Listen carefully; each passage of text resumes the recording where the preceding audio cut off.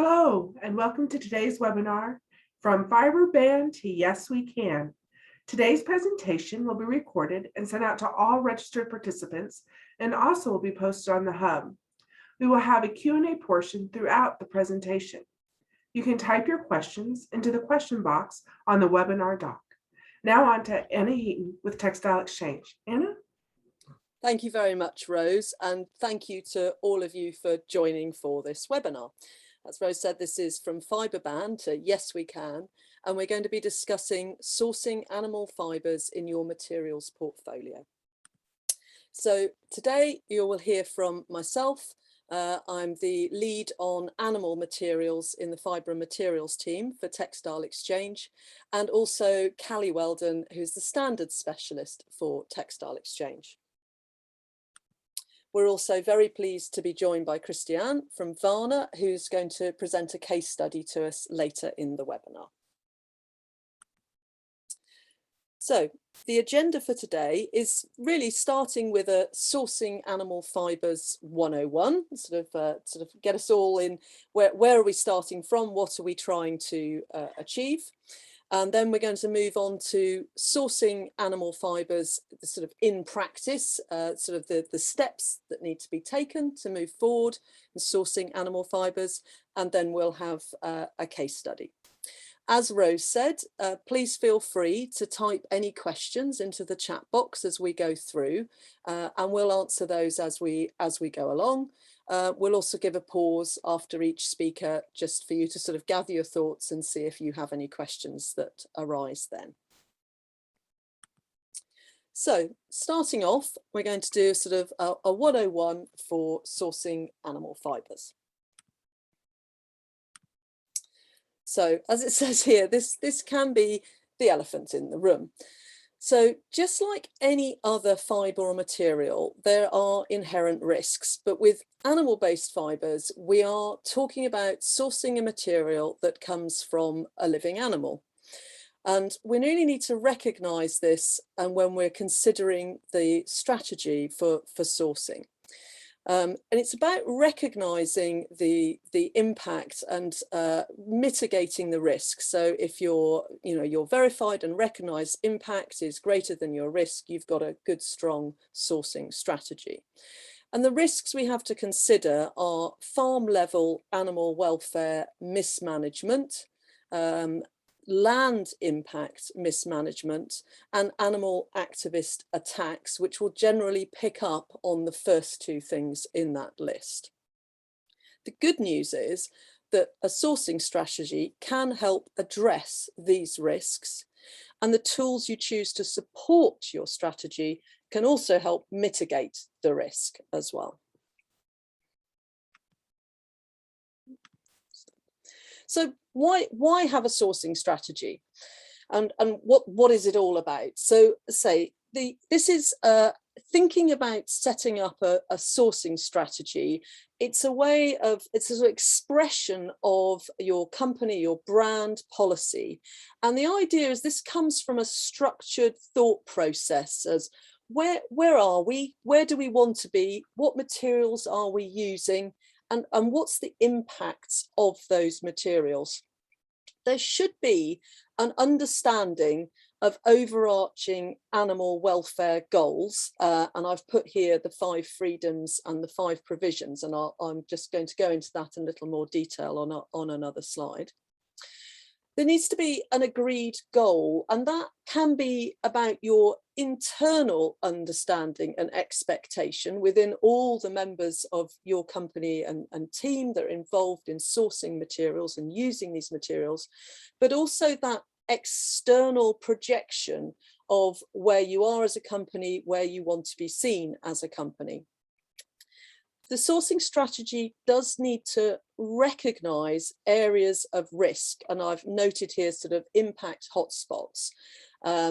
These could be the type of material itself, or it could be to do with the country of origin, where there may be particular concerns. And again, we can discuss a few examples further in the presentation. But this all feels like these are this is managing the potential problems.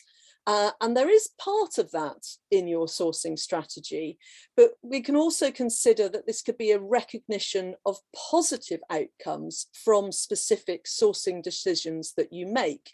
So this could be about sourcing in a way that is supporting livelihoods, or might be supporting women's groups, or could be supporting biodiversity. And again, this could be related to the type of material that you are sourcing, or the country or region of origin. So again, this is something we do want to say. This shouldn't all be about doom and gloom, as it were, and worrying about risk. This is about thinking about all the positive impacts that you can have and that you can then talk about. Did want to talk about the 5 freedoms and how this has shifted slightly now to the 5 provisions.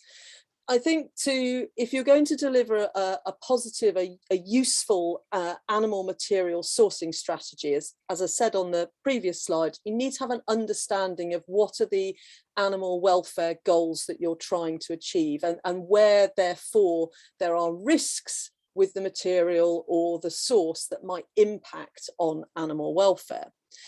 And the 5 freedoms are very well known, developed back in the 1960s, and they are all about avoiding negative welfare for animals. So it's avoiding hunger and thirst, it's avoiding discomfort, it's avoiding pain, injury or disease, allowing freedom to express normal behavior. So it's avoiding animals in a situation where they can't behave naturally, and avoiding fear and distress. So that the focus is very much on, we don't want these bad things to happen. And that is, these do need to be taken into account if you're thinking about how can sourcing and the materials that I choose impact on animal welfare. But more recently, scientists have moved towards the 5 provisions as a way to look at animal welfare.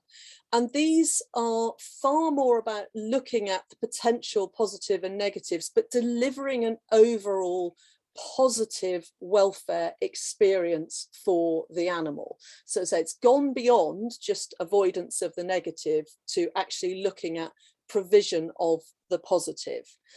And the first 4 provisions, sort of nutrition and hydration, environment, health and behaviour, all feed into the 5th provision of mental state, which is really going to be the sum of what happens in all those other areas of the animal's life and management. You can see that the topics, I've put them side by side on this slide. The topics are very similar when you move from one to the other, from the 5 freedoms to the 5 provisions. But as I say, there's this slant now, much more about thinking, how can we ensure animals have a positive life? And sometimes this is also expressed as ensuring that farmed animals have a life worth living. So as I say, this is just sort of additional thoughts about what you want from the sourcing strategy for the materials, and where they're coming from, and how these provisions are being delivered. And the other point about, why are we doing this? Why are we producing these sourcing strategies? Why are we thinking about this? And why do we need to worry about the fact that scientists are saying we need to move from the 5 freedoms to the 5 provisions? Well, we know there's a huge amount of consumer concern about animal welfare, and consumer demand for products that can demonstrate that they are protecting animal welfare.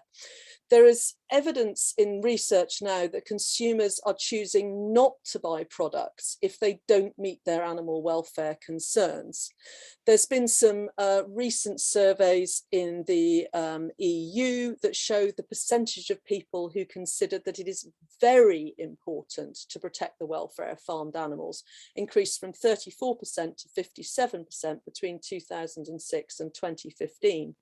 And there's other studies in different countries across the globe that show that same progression.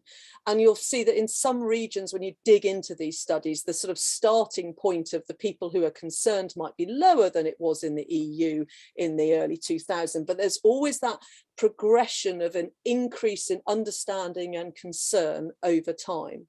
I would say that many of these studies focus on the use of animals for food. So it's really directly talking to people about the products they are buying to consume. But there are some sort of broader studies, and the principles is still the same for fibre. If we have consumers who have a concern about how animals are reared and managed, and you know, how the fibre is harvested, then it does sort of roll into what's happening in terms of demand.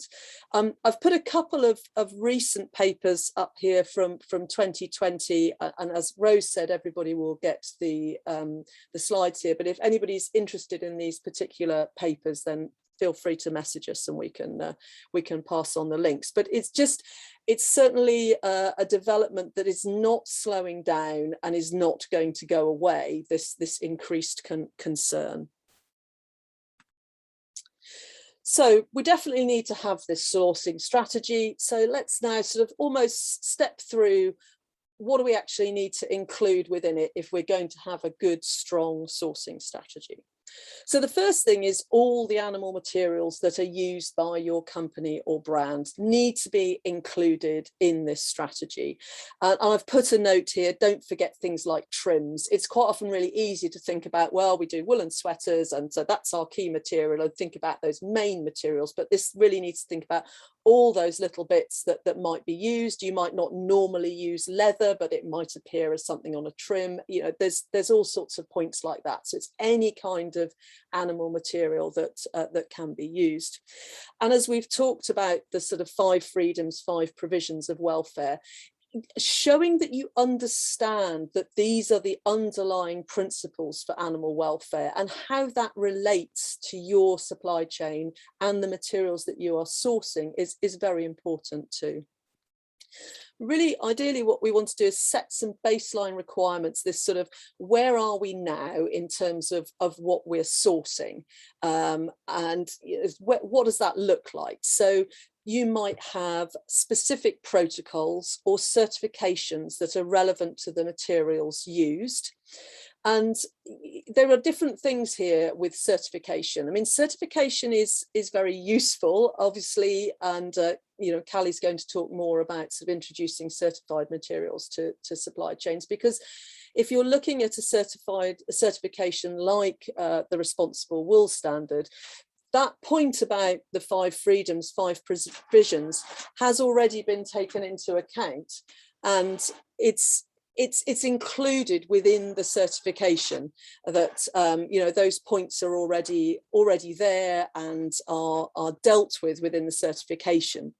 There are sometimes materials that come with a certain protocol, or there may not be an internationally recognised standard that comes along with them.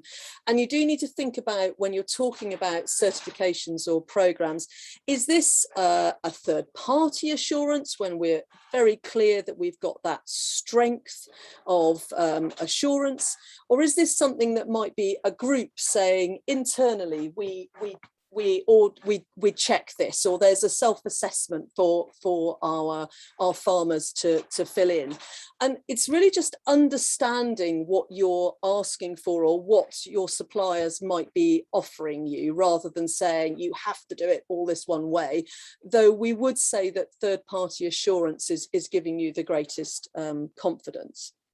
So having talked about where you are with the baseline, then ideally what we'd like to see is setting targets for improvement. But if you're going to set targets, they need to be clear, measurable and verifiable. It's not just, you know, we hope to increase this in future. It really should be more, we're looking to increase the volume or percentage of supply by a set amount by a certain date. But if you're going to do this, you need to have traceability, chain of custody, so that you can track your targets, so that you know what you're getting what changes over time, and there should be reports of progress towards targets. Now obviously, actually, if you circle back to the baseline requirements and you say, well, actually 100% of all my materials are coming from some kind of third-party certified source already, then that's wonderful. But there's very few people who are in that position, and there's sometimes people are in a much further forward with their supply of some materials, and there's more work to do on others. But within the strategy, you can look at the material by material and work out where you need to be.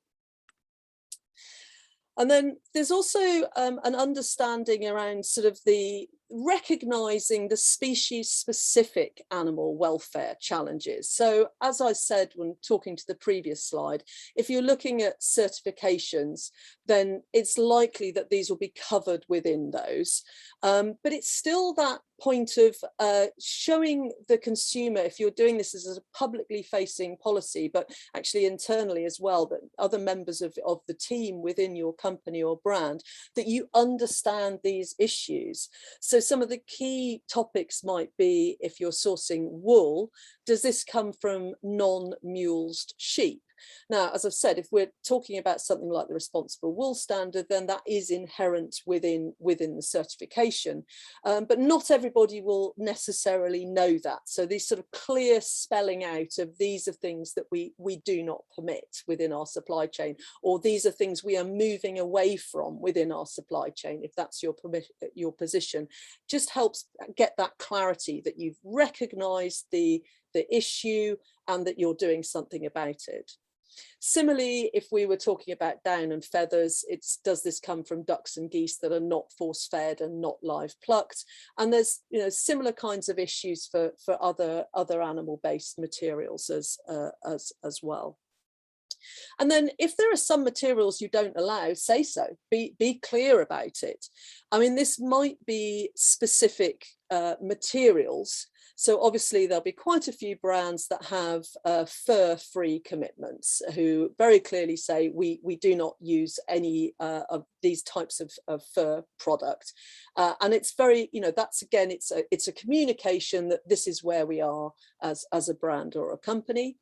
And it's also been not necessarily the material, but the place that it's from. So again, we had in the past more perhaps than now. I think some of these initiatives or some of these situations have changed, but some brands stopped sourcing leather if it came from the Amazon region because of concerns about deforestation in that region and the contribution that some cattle farming and agriculture was having to that. So this point here is really picking up on right at the beginning. I was talking about understanding the sort of impact hotspots and whether that's materials or regions, and there'll be other examples, but this is just sort of giving a couple here. And then also to sort of move on and say what beyond that sourcing strategy, because it's like, well, yes, I've written a sourcing strategy and I've made it public, or some or all of it public. I've been clear about my targets and what I'm doing. There are things beyond that as well to think about with use of animal fibers and materials. So there are tools that can be used to support communications and messaging. We obviously have the Textile Exchange PR guide, and we have the RAF brand sourcing guide. We have advice on commitment claims and also custom claims that can be made.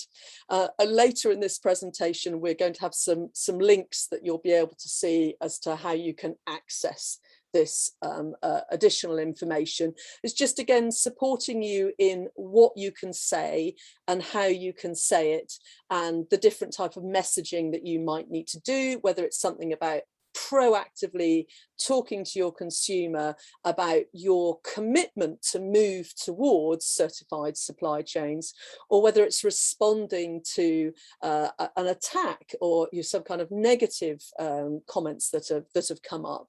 So it's just sort of to offer that support there. And then also, again, as I mentioned right at the beginning, we can think about sort of positive actions and impacts and how these can be communicated as well. And this might be sort of broader action than just the sourcing strategy. This might be focusing in on very specific areas or parts of your supply chain that you're doing this sort of additional work with. And this really, again, some of this gets into how much we're talking about sort of climate solutions and our Climate Plus strategy in terms of reducing emissions in the whole global fashion sector by 45% by 2030.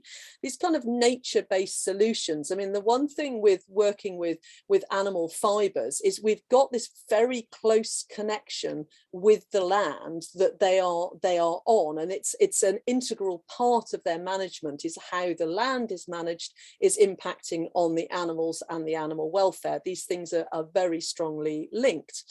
And looking now at how we're talking about sort of regenerative land management for animal fibre production, this can be about supporting carbon sequestration, switching to regenerative techniques, increasing the amount of carbon that's sequestered in the soil. So working with farmers and farmer groups with good land management, or farmers and farmer groups within your supply chain that are trying to transition to better management and showing that they're taking the right steps, so that not only have we got positive animal welfare within the supply chain, but we've also got this positive climate action as well in terms of carbon sequestration. And there's other climate positive actions. I mean, within our Climate Plus strategy, we also include biodiversity. And thinking about ecosystems and habitats for wildlife and biodiversity, it can be the sort of more the sort of basic level, if you like, sort of supporting conservation in terms of avoiding loss of habitat on land that is farmed, but then moving further to we're doing regeneration or improvements of habitats, key habitats that are linked to the farm environment on and around the farm. So these are things where if brands working directly with their supply chain, if you've put this sort of sourcing strategy in place, you've got this understanding of who is in your supply chain, where are the products coming from, it allows this sort of positive action to take place on the ground and to understand what's happening at farm level. And the fact that you're buying fibre from these farms and farm groups helps support them in this positive work, which is a really nice messaging to be able to think about.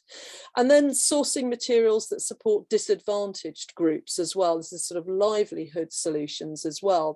And this might be, all of these things might be small parts of perhaps your wool supply chain or your mohair supply chain or your alpaca supply chain. But these are the kind of things where, say, if you're understanding where product is coming from, understanding the challenges for those producers of that particular fibre or in that particular region, these are positive outcomes that can come. And then collaboration and support, engage with other brands wherever possible. And that's really the reason for us sort of setting up this webinar and the workshop that will, the member-only workshop that will follow. It's trying to get some connection where brands can support one another and learn from one another as well, to share experiences. We know that when there are attacks on particular fibres, then it tends to go to all the brands using those particular fibres. So if people understand that they're not dealing with these situations completely in isolation, that can be very helpful. I'd also say, please join the Animal Fibre Round Table.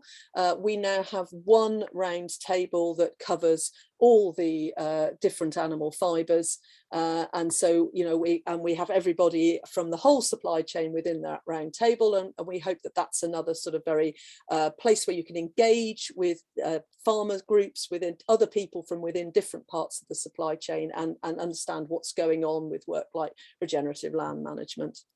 And also publish a press release of commitment to a standard, this again is a really positive act. If it's something you can do within your sourcing strategy, it's going out there and saying, this is what we're doing, this is how we're working towards our goals. And again, that's something very positive when talking to publicly talking to your consumers.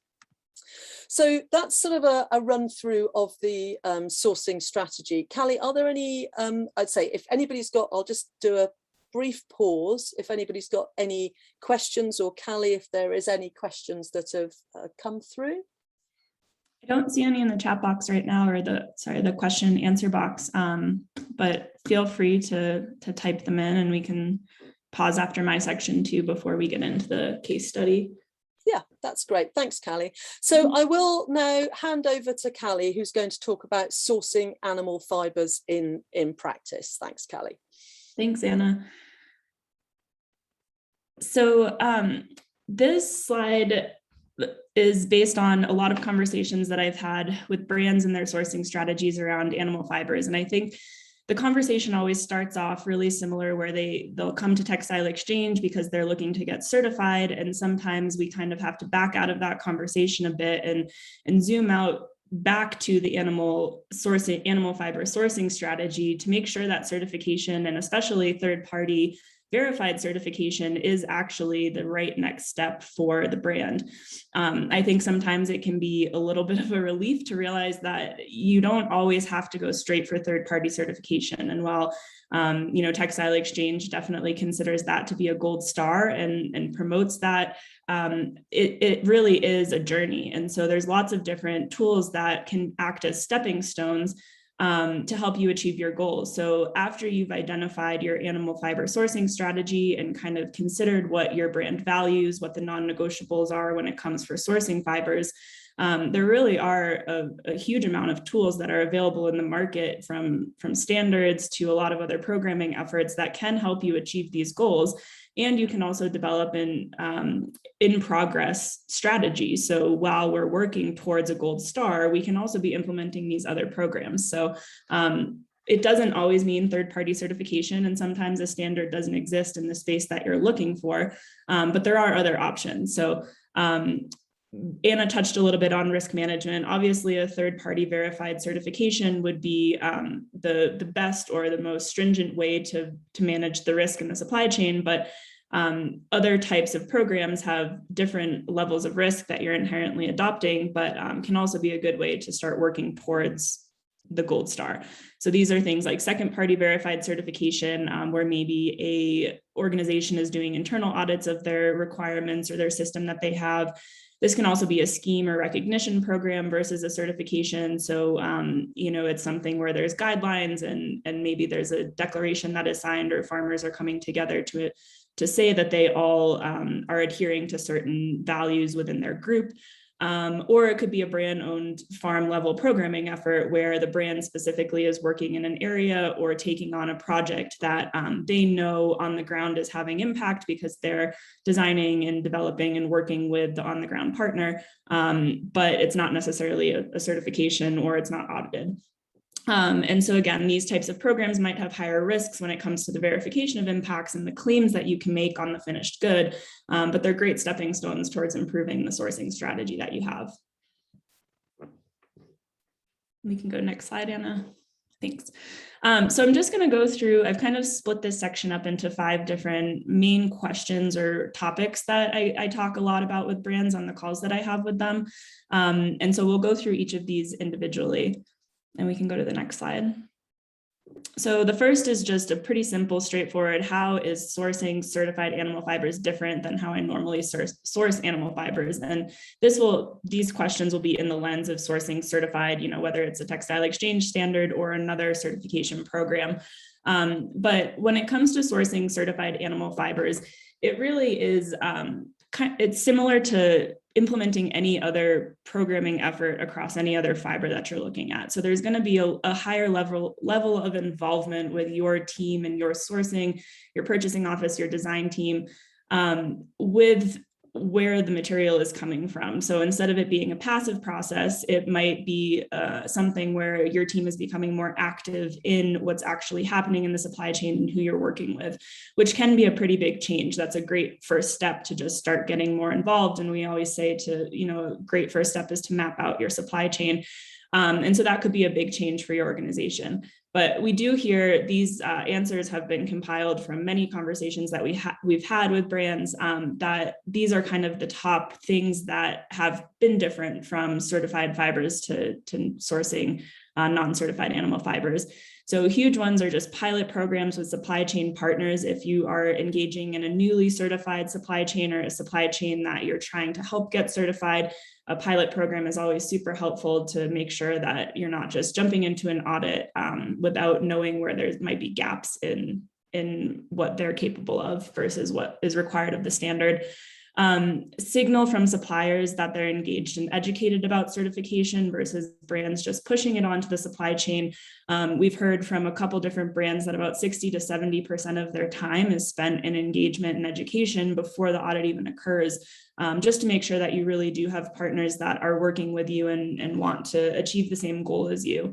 On-site visits are definitely important, and this can be a huge difference. And maybe you've never seen or visited the area that your fiber is coming from, but I'll talk more in a couple slides about how sourcing from verified and certified sites can actually allow you to do on-farm visits.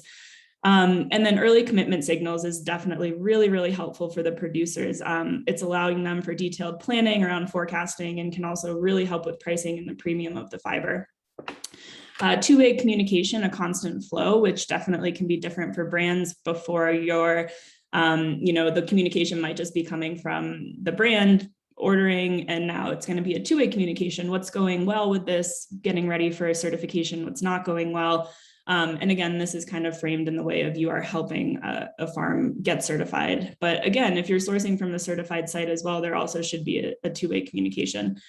And then dedicated team members who will own the certification process or be a point of contact for certified sourcing. I think this is something that can be different. I think we've seen a lot of, maybe it's part of the sustainability department, or maybe it's assigned to somebody in the purchasing office, but it's really helpful to have somebody who is in charge of this process. And then cross-functional education. This is something that Textile Exchange offers for members in particular, but then also just to make sure that you're doing internal education. So Textile Exchange, if you are a member, could offer a training across, a design team, a purchasing office, a sustainability headquarter team. And it's really important to be able to be on the same page. So it's not just one team in your organization that's getting really far in advance with the education about certification, but everybody cross-functionally is kind of along the journey in the same way. We can go to the next slide. So this is a big question that we get a lot too. If we source certified, can we use the logo and talk about our responsible sourcing? We do have lots of claims and labeling guides available, but the short answer in terms of a macro lens across all programs and standards is always, it depends on the program. You should always contact the program manager before making product claims, especially for liability purposes. We've seen recently some, people saying, how is this claim really proven? And so each program should have their own guidance on what you can say and what's allowable. Within the RAF, which is our responsible animal fiber standards, which is wool, mohair, and alpaca, we do have a lot of different ways you can talk about the standard, whether you have full chain of custody, which means that every site in the supply chain from the farm to the brand is certified. This is kind of that gold star of certification where you can make on-product claims and they're verified to be able to talk about the exact content that exists in the product of the certified material. And then if there is partial chain of custody, which I would say a good majority of the brands that we work with have partial chain of custody, where at some point there's a break in the certified sites, and that's okay. It's okay to have a continued improvement model and be working towards the full chain of custody. And we realize this. And so we have a couple of different options where you can still talk about the standard and the work that you're doing while you're working towards that full chain of custody. Some options include informational marketing statements.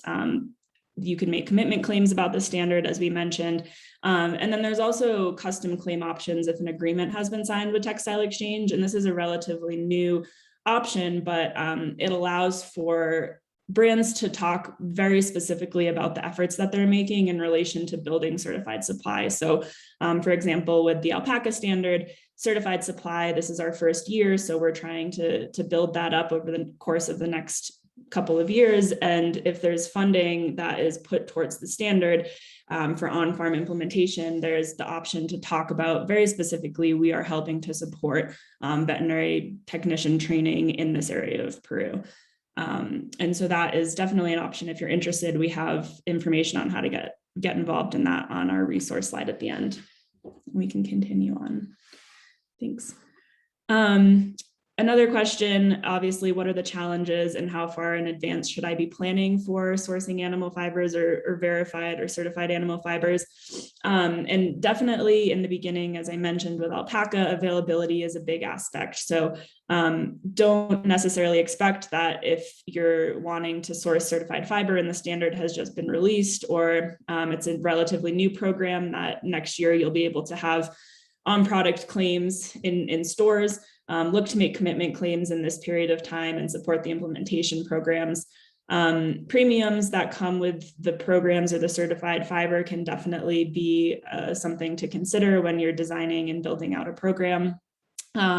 We've heard from brands that there could be quality concerns due to a change of origin. If you've been working with suppliers for a really long time in one area and you know the quality that they've been providing you, and to change to a new supplier can definitely be a little bit scary. But again, with the ability to really know where your fiber is coming from in a lot of cases, there's more of an ability to be able to dig into that before you actually start sourcing. Long-term planning is a big one. If you're not already operating this way, it definitely, I have the last bullet point says to plan 2 years in advance, which can be different for some brands. Some fiber producers, alpaca in particular, only share once a year, and they take orders during a specific window of time. So to make sure that you have your ducks in a row before the shearing season and timing it correctly can be different for people. And then a shift to full chain of custody in the supply chain versus if you're using a mass balance system, or maybe you're just sourcing, certified yarn at this point, but you really want to make product claims. That can be an endeavor to get the rest of your supply chain certified and start working kind of on the finished goods side and more further down in the supply chain to get them certified so you can make on product claims. And we can go on to the next one. A big one we get is, what is the premium associated with sourcing certified animal fibers, and do we need to be brand certified, and what is the cost associated with that? So the premium is such a hard question to answer. It really depends. We can say that in the past, historically, there definitely has been a premium associated with at least our certified fibers that we've seen on the market. And this is because of all of the aspects that Anna mentioned. They are in consideration and being audited against these really strict requirements that ensure that the product that you're going to be selling is not only coming from a verified source, but is upholding all of the values and the desired outcomes in the standard, which if you've read the standard, there's a lot of different requirements that have to be met. So the premium, it depends because the fibers exist in a commodity market often. And so it can change, but there is some sort of premium attached. Something that can be really helpful is to send the demand signal early to the producers and to start conversations directly with producers to see how long-term relationships and advanced buying can affect the pricing. Work with the supply chain partners to manage the price impacts of certification. Sometimes there might be a cost associated with transaction certificates, for example, which is how we verify certified material in the supply chain. So it really, again, should be a two-way communication and figure out what the best model for everybody is for long-term use of certified fibers. Start small and then scale. You don't have to roll out your entire wool collection next year, all certified. You can do, certain lines, certain pieces that are certified, and then start to build from there. Create demand. Don't wait for consumer demand. I think Anna had some really convincing research that this is what consumers want, but also if you start to talk about the specific impacts that these certifications are having, that can also help with customer education around what certification actually is. And then lastly, I've been plugging this in all of the conversations I've been having, but with our updated content claims standard as of July 1st of this year, brand certification will be necessary. And so that has an implementation deadline of July 2nd, 2022. So if that wasn't already on your radar and maybe you're making claims right now using your direct suppliers certification, brand certification will be necessary if you'd like to make on-product claims, and that will need to happen by July 2nd, 2022. We can go to the next one, thanks. This is a great question that I get often, and I really love to talk about it because it means that the brands are engaged in sourcing certified or sourcing verified fiber, and they want to get closer to their fiber source. Will different programs, specifically for us, the RAF, help me do that?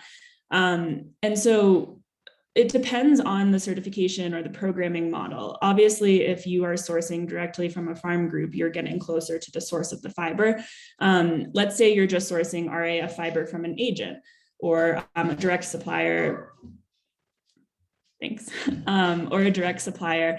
The RAF provides a traceability mechanism, but it does not provide full traceability, meaning farm information, unless your entire supply network has agreed to share that information amongst each other. And that's coordinated within, like on the brand side or on the supply chain side. Textile Exchange doesn't provide currently a way for you to get in contact with the farm that your fiber is coming from unless you are specifically working with them. What it does provide is a third-party verified certification that all of the requirements in the standard have been met. And so in that way, it's an opportunity to get to know more about your fiber through knowing what was required of the producer to supply your material so that you can offer a high level of integrity and protection with the animals and the land that was involved.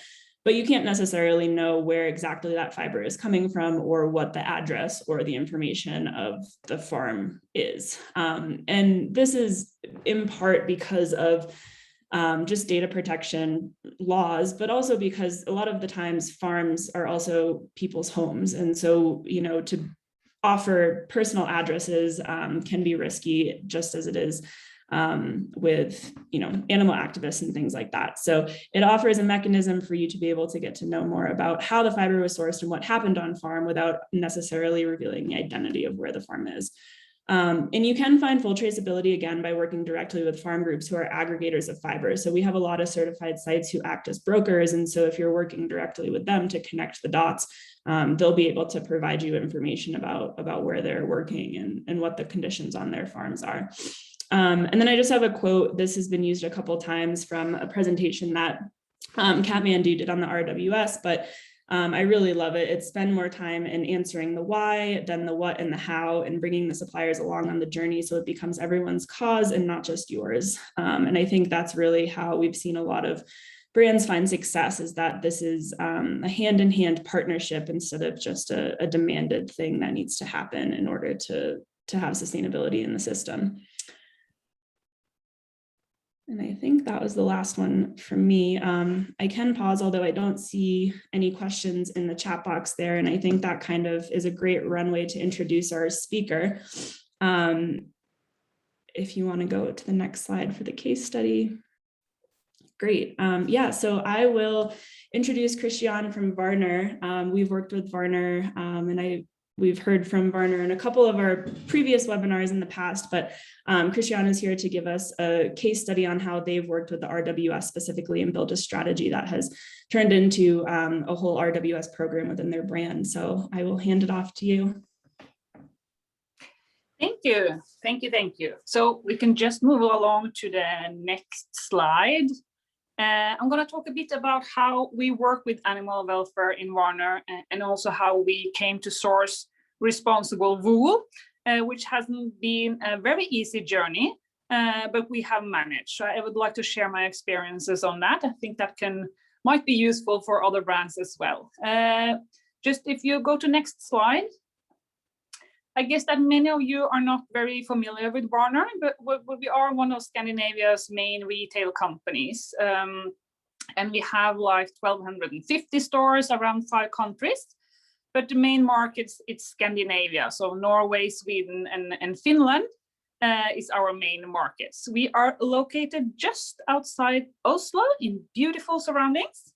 And we do have some production offices in Bangladesh, in Hong Kong and China, India and Turkey. And these are located there because they are our main markets, so to say.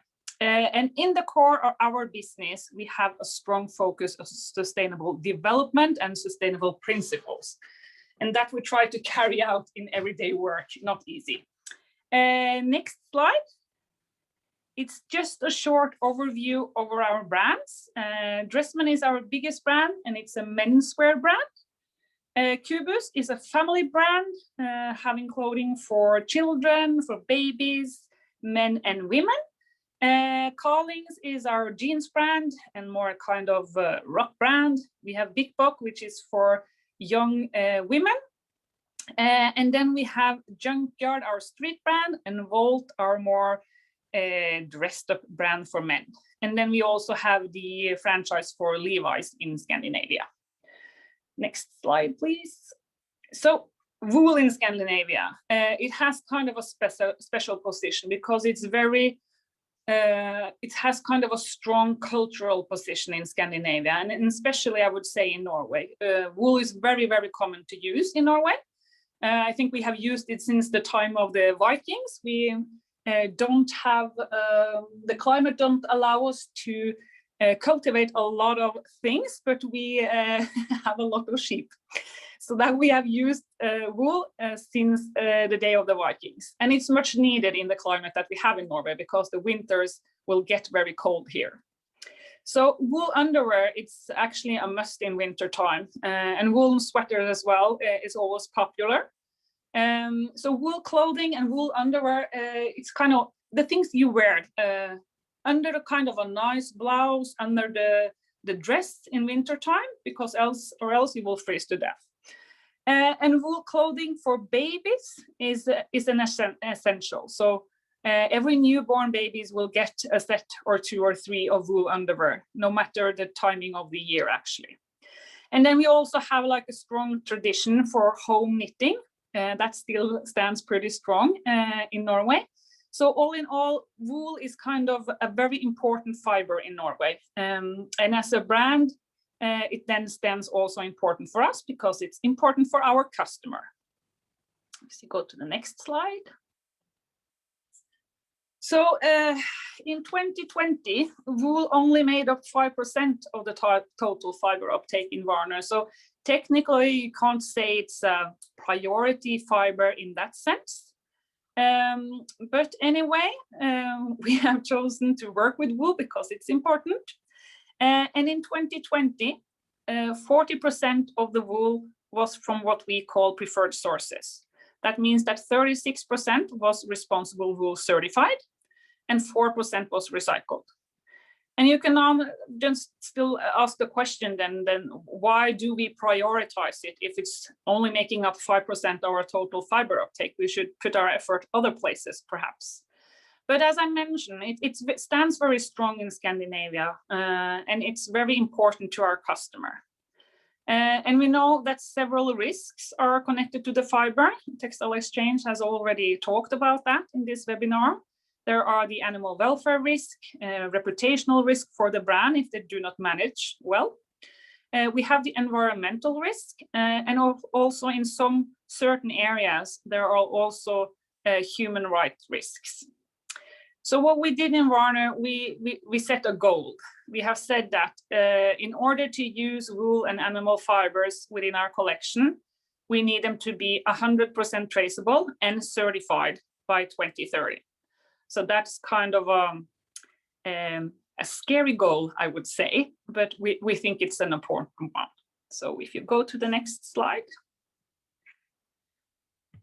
So with that in mind, the way we work with animal fibers is, of course, we have a Varner animal welfare policy in place.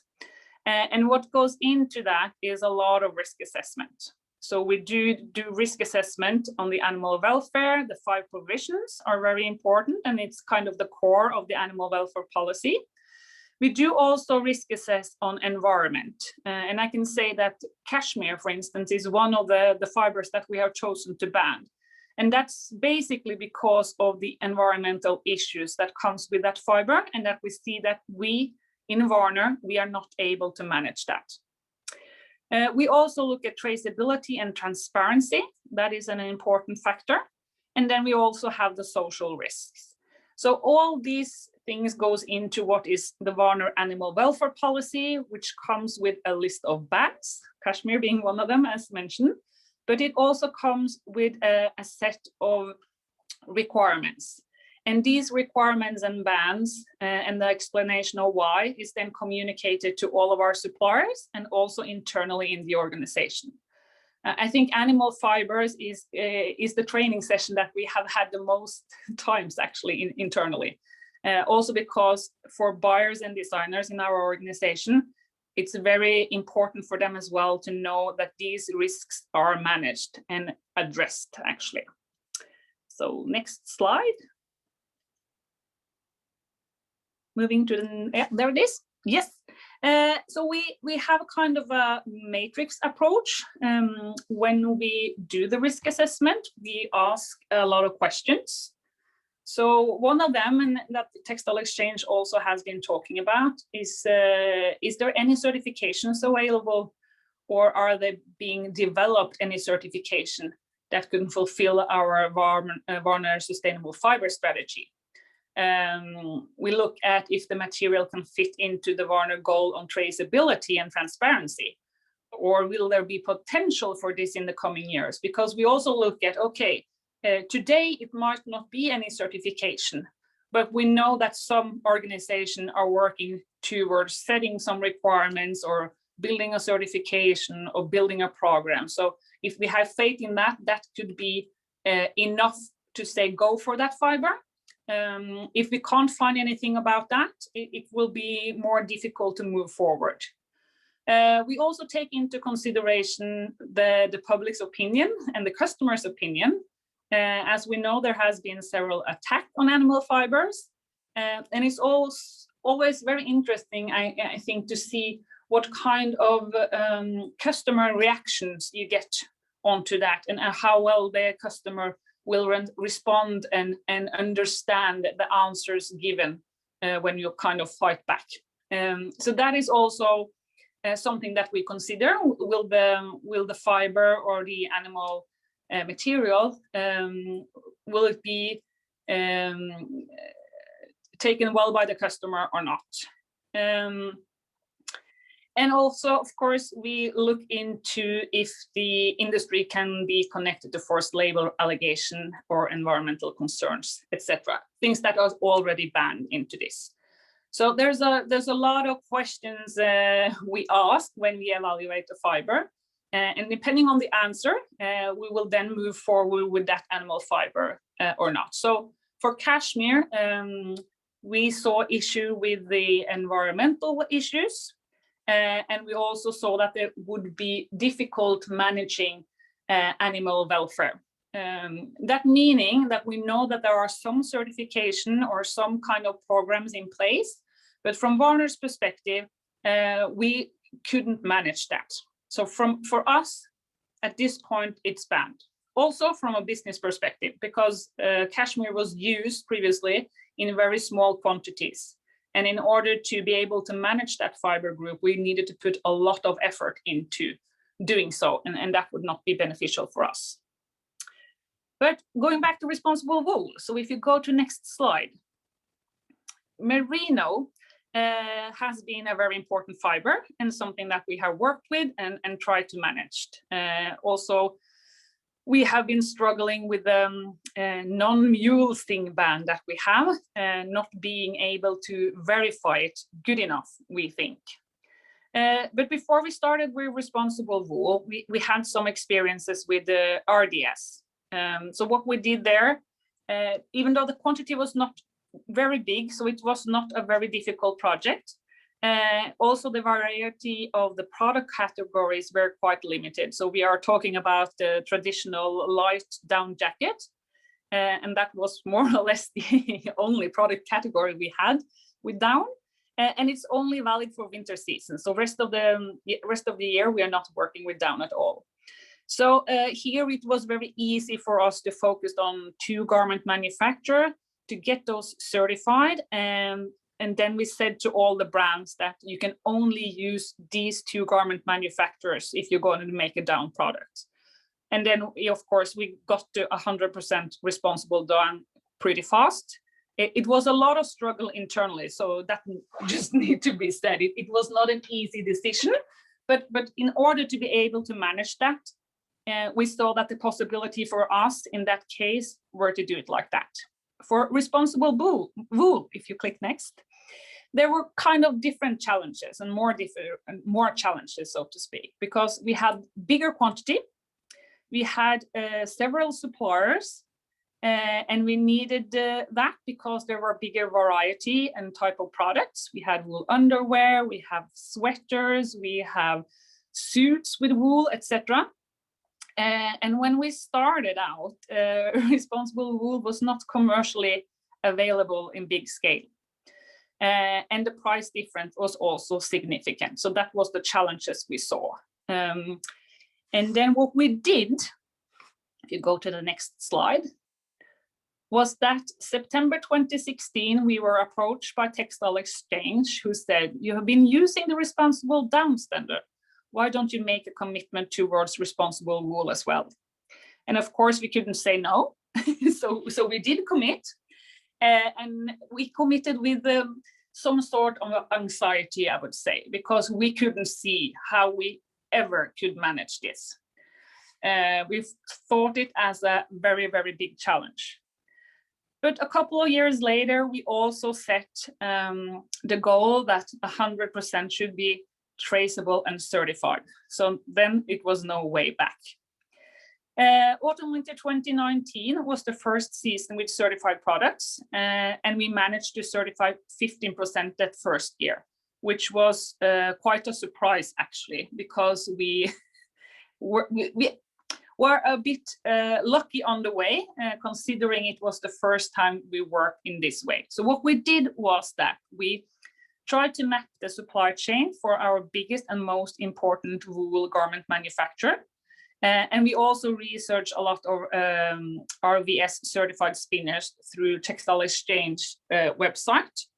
What we have done previously is that we have used self-declaration for the garment manufacturer. So they needed to declare from where they bought the wool, which is information that we never kind of verified very deeply, but the information made us kind of see, well, most of the wool is coming from here or from that region in China. Everybody's sourcing from that same particular spinner or etc. So what we did was then that we pointed out some selected spinners and we established a relationship with them. And that is the first time ever that we have worked directly with a spinner. So that was a very interesting process for us. A bit nervous we were as well, because it was the first time.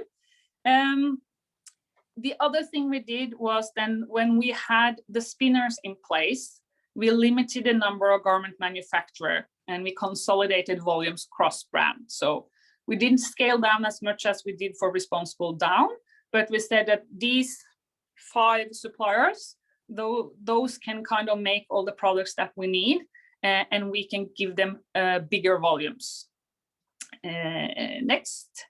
So then we were able to negotiate directly with spinner for better pricing. So what we did, we needed to do a forecast. That was also the first time that we forecasted anything. And then we also booked yarn in advance. And the advantage with that is that you are sure that you will actually get the volume that you need, the certified volume that you need.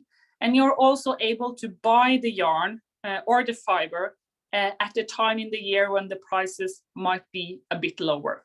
So that is something that we learned along the way. If we book in advance, it might be so that we book a time of year when the prices are not that high and the demand is less. Next. And then, of course, once we had kind of established a relationship with the spinner, we also needed to support our garment manufacturer in establishing a relationship with the same spinner, because they had their own sources. So that was something that we used some time and spent some good meetings with our suppliers explaining why and how. And also we made a longer term commitment of business within wool with them, saying that if you get on board on this project together with us, we are going to give you orders in the years to come. And that has worked very well. And then, of course, the garments manufacturer that wasn't already certified, they agreed to certify themselves because they knew that this was a project that we were going to do together, and that we will give them business in the future as well. So that has resulted that in 2020, we increased to 36% of all wool volume being responsible wool certified. And so to say, this is mainly knitted merino. But we have already booked for 21, and the 21 booking will increase even more. So this has kind of been a very good and successful story within Varner, and all the brands are now very eager to be a part of this. Where we still see challenges is with the woven fabrics. So we are working closely with garment manufacturer, and also we'll start using nominated fabric mills here in order to be able to use responsible wool certified fabrics also for woven. So we have been working very closely with our suit supplier that has agreed on sourcing responsible wool and trying to get some fabric mills on board as well. So that was basically what we have been doing. Great. That's great. Thank you very much. And I think we are surprisingly over time, and we have a couple questions that came in, but we will answer those via email. And we will now move over to the member-only webinar. So if you are a member and not registered for this, or sorry, workshop. So if you're not registered for this workshop, just shoot us a quick email, responsiblewool@textileexchange.org, and we can get you signed up. We'll take probably a 5-minute bio break, and then we'll meet over on the Zoom link that you got when you registered. And I'll pass it back to you, Rose. Okay, great. Thank you to our speakers, and thank you for participating in today's webinar. And as a friendly reminder, the recording will be posted on the Hub and sent to all those who have registered. That concludes this portion of the webinar, and you may connect, as Callie mentioned, if you are registered for the follow-up meeting. Thank you. Goodbye.